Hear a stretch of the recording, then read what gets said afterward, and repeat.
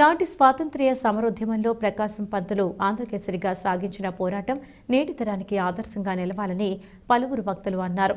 ఆంధ్రకేసరి యువజన సమితి ఆధ్వర్యంలో స్వాతంత్ర్య సమరయోధుల పార్కులో సైమన్ కమిషన్ డే కార్యక్రమం సమితి అధ్యక్షుడు దేశరెడ్డి బలరామనాయుడు అధ్యక్షతన జరిగింది.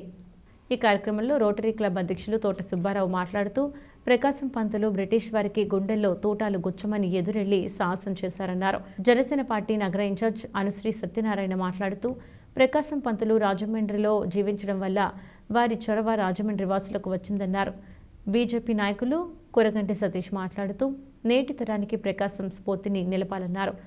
తెలుగుదేశం జిల్లా నాయకులు బుడ్డిగ రాధ, ధార్మిక సెల్ నాయకులు చాగంటి నరసింహారావు, సమితి నాయకులు తొక్కుల రమేష్, లైబ్రరీ సత్యనారాయణ తదితరులు పాల్గొన్నారు. సమితి కార్యదర్శి మాదిరాజు శ్రీనివాస్ సైమన్ కమిషన్ నాటి పరిస్థితులు వివరించారు. ఈ సందర్భంగా ఆంధ్రకేసరి టంగుటూరి ప్రకాశం పంతుల విగ్రహానికి పూలమాలలు వేశారు.